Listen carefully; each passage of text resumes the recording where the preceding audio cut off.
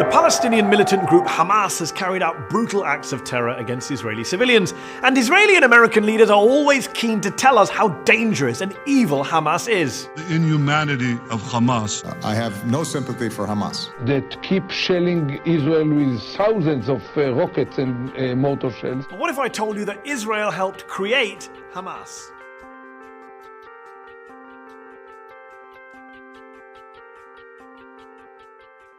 Officially, Hamas, which is the acronym for an Arabic phrase meaning Islamic Resistance Movement, was founded in 1987, at the start of the first Palestinian Intifada, or uprising, against the Israeli occupation. But its roots were planted much earlier. The Hamas founder Sheikh Ahmed Yassin was a half-blind, disabled Palestinian cleric and member of the Muslim Brotherhood. The Brotherhood had been repressed by the Egyptians in Gaza prior to 1967, but once the Israelis invaded and occupied the Strip, they didn't just turn a blind eye to these Islamists, they encouraged them. See, the Israelis, especially right-wing Israelis, wanted to undermine the power of the dominant Palestinian political force at that time, the nationalist PLO, at the heart of which was the secular Fatah party of Yasser Arafat, their bête noire. بغصن الزيتون في يدي وببندقية الثائر في يدي.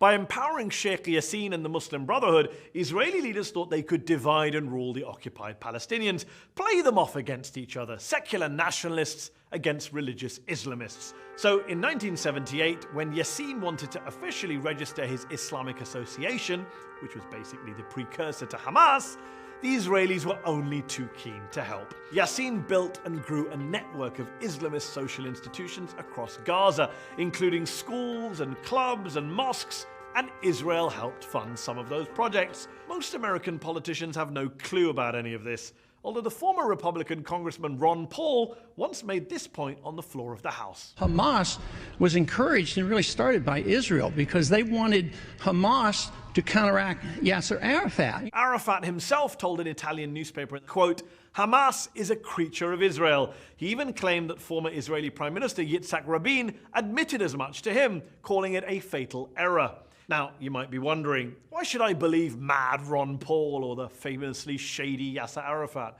Well, you don't have to. You can believe top Israeli and US officials who've basically owned up to all this. Brigadier Yitzhak Segev, for example, who was the Israeli military governor in Gaza, and later told a New York Times reporter that he helped finance the Islamic movement.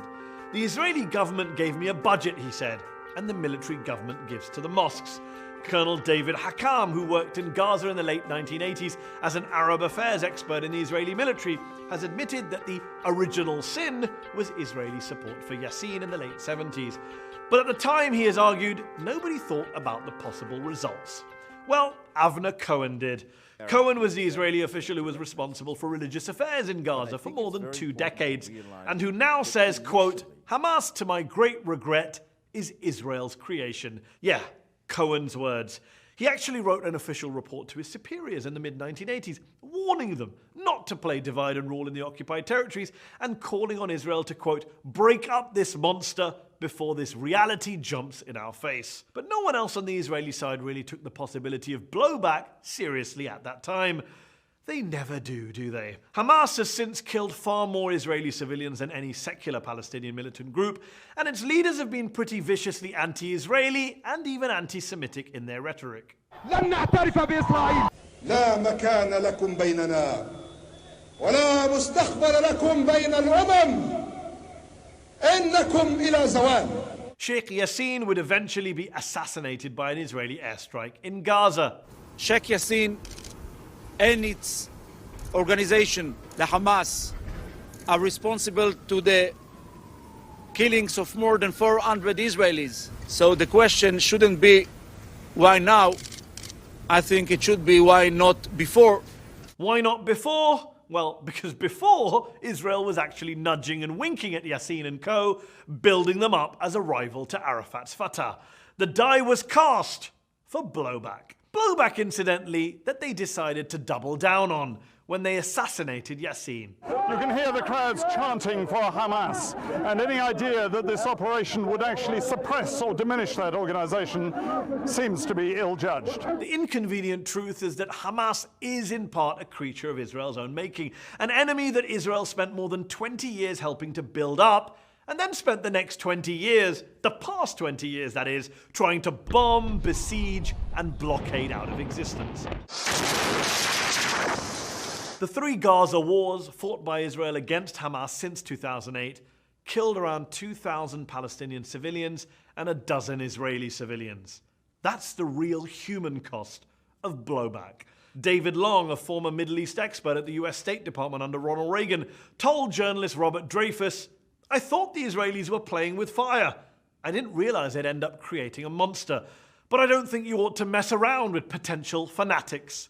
It's a lesson both the Israelis and the Americans never seem to learn, though. And as usual, innocent people, in this case Palestinians and Israelis, continue to lose their lives as a result."